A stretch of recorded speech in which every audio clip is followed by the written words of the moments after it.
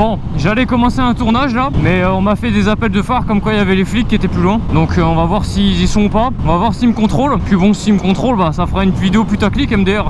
J'ai attendu 5-10 minutes sur le côté de la route là. Déjà pour me faire une attestation parce que j'en avais pas. Et aussi, le seul truc qui m'embêterait, tu vois, c'est ça. Après la ligne, il y a la chicane. Je roule pas comme un débile. Donc je vois pas pourquoi il me ferait chier. V à toi, amigo. Oh putain. N'importe quoi. Aïe aïe aïe aïe aïe. Je sais même pas où je vais. Attends, peut-être que ça rejoint là où j'ai envie de tourner ma vidéo ici. Ici là. Ça rejoint, non? Je crois que ça rejoint. Ah si, ah c'est parfait. Oh là là, mon gars. Aïe aïe aïe aïe aïe aïe aïe aïe aïe.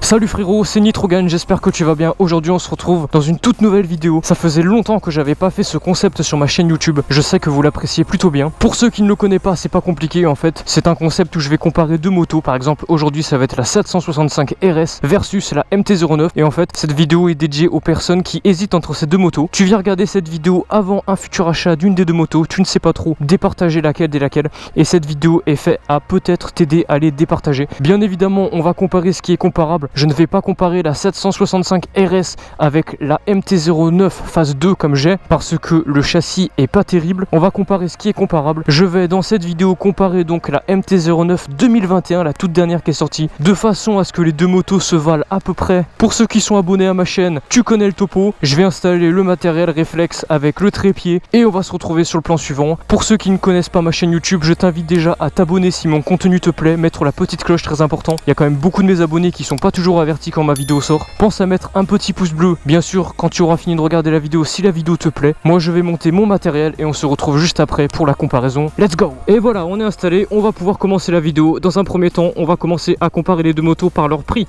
Je vais bien sûr parler du prix d'achat en concession, les deux motos neuves. D'occasion, ça varie sur le bon coin. Selon les kilométrages, tout ça, je me fixe vraiment au prix neuf. Après, je te laisse aller regarder sur le bon coin si vraiment ça t'intéresse. La MT-09 phase 3, je vais pas le préciser pendant toute la vidéo, ça sera la phase 3 comme je vous ai dit en début de vidéo. Bref, la MT-09 est à 9500 € neuve, la Street 765 RS est à 12 100 € neuve. Donc déjà la MT-09 marque un point comparé à la Street qui est beaucoup moins chère au prix d'achat. Bien évidemment la moto n'est pas équipée pareil, mais on en parlera un petit peu plus tard dans la vidéo. On va ensuite parler de la position de conduite ainsi que de la hauteur de selle des deux motos. Au niveau de la position de conduite, la nouvelle MT-09 est à peu près pareil que celle-là, c'est-à-dire une position assez presque super motte, assez droite, le guidon large. La Triumph quant à elle est vachement plus posée un peu sur l'avant. T'es quand même plus sur un roadster sportif au niveau de la position. Au niveau de la hauteur de selle, la MT-09 a une selle plus basse à 825 mm comparée à la RS qui est à 840 mm. Et oui, en effet, si tu es une personne qui est de petite taille,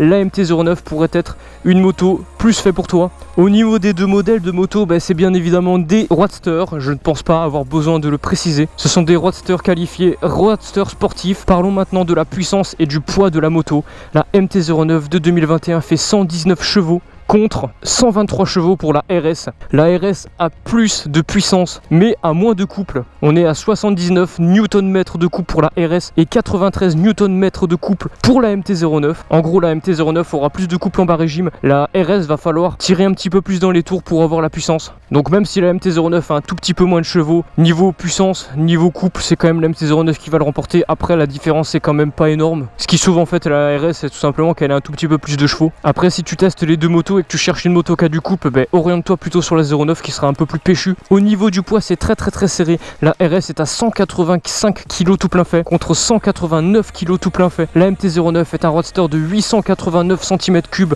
C'est vraiment que dalle. Pareil pour la 765 qui est une 765 cm3. 185 kg, c'est vraiment pas lourd du tout. Du coup, les motos, leur rapport poids-puissance est quand même phénoménal. Les deux roadsters au niveau du poids font vraiment très fort. J'ai oublié de préciser au niveau du moteur, mais ce sont tous les deux des 3 cylindres 4 temps. C'est aussi pour ça que c'est intéressant de les comparer pour quelqu'un qui cherche un 3 cylindres.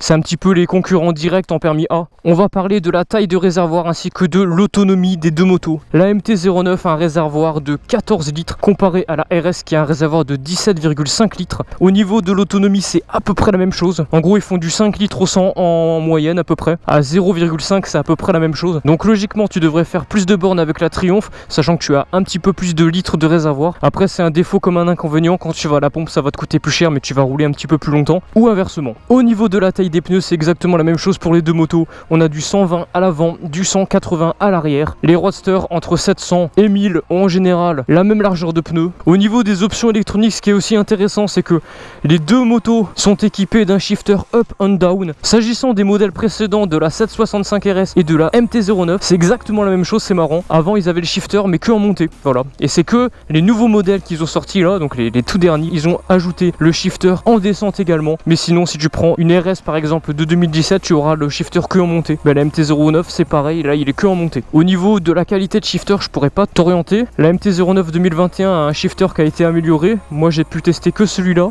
Bon, j'ai pu tester aussi des shifters de KTM, mais ça a rien à voir avec la vidéo. J'ai jamais testé le shifter d'un Triumph, du coup je pourrais pas te donner mon avis. Après je suppose que le shifter de Triumph est meilleur logiquement. Après la nouvelle MT-09 a aussi le régulateur de vitesse. Il y a quand même pas mal de technologie, je vais pas rentrer dans les détails, mais les deux motos sont quand même relativement bien équipées. Je pense même que la Triumph est mieux équipée au niveau des paramètres électroniques. Ça explique aussi le prix que la Triumph est un petit peu plus chère. Bref, tout ça c'est bien, on a cité les caractéristiques. Maintenant on va parler des avantages et des inconvénients de chacun. Ça n'a pas été facile à trouver parce que c'est quand même des bonnes motos dans l'ensemble.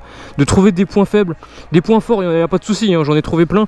Mais des points faibles c'est pas évident, je t'avoue. L'avantage de la MT-09 c'est qu'elle a plus de couple. Elle a une selle un peu plus basse pour les petites personnes, ça c'est intéressant. Elle est moins chère à l'achat, donc ça veut dire que tu peux plus facilement l'équiper par la suite. Le plein il est moins cher, mais forcément l'autonomie va avec. Tu feras moins de kilomètres qu'avec la Triumph en toute logique. Il faut voir en vrai, bien sûr, c'est de la théorie. Le point faible de la MT-09, que ce soit celle-là ou la 2021, c'est les finitions. Cette moto manque cruellement de finition. Après le prix, ils ont préféré faire un peu moins de finition et faire une moto moins chère. Triumph, franchement il marque un gros point. Bah justement c'est le premier point fort que je lui donne, bah c'est les finitions tout simplement. Là où Yamaha ne l'a pas fait correctement, Triumph a mis le paquet. On a une moto super bien finie sur la Triumph, il n'y a rien à dire, c'est de la très bonne qualité. Le châssis de la Triumph est excellent. Je dis pas que la nouvelle MT-09 est à chier, la nouvelle MT-09 est aussi très bien. Bon, je l'ai pas encore testé personnellement, ça va arriver dans les jours à venir. Ce châssis là, franchement, il suit pas du tout la route par rapport au moteur de ouf qu'on a mis dessus. Forcément, bah, le plein il est un petit peu plus cher, mais tu fais plus d'autonomie. Maintenant on va parler aussi des points faibles de la Triumph. Le point faible, bah, du coup, c'est qu'elle est plus chère à l'achat que la MT, ce qui est normal vu les équipements qu'il y a dessus. Donc les équipements justifient le prix. Et le deuxième point négatif que je vais lui donner à la Triumph, et franchement c'est le dernier, bah, c'est tout simplement que l'entretien est plus cher que Yamaha. Après c'est une marque anglaise, c'est pas la même qualité forcément. L'assurance va sûrement être aussi plus chère. Donc bon, voilà, c'est à peu près tout pour cette vidéo. J'espère que j'aurai réussi un petit peu à t'orienter. J'essaie vraiment de rester le plus neutre possible. Là je pense que dans cette vidéo j'ai réussi à rester neutre. Franchement j'ai réussi, je pense, hein. Dis-moi en commentaire ce que t'en penses. Après dans tous les cas moi j'aime beaucoup les deux motos. Et en général quand je fais ce genre de vidéo, c'est que j'aime les deux motos que je compare. Encore une fois je vais le répéter, mais je suis pas en train de faire une vidéo comparatif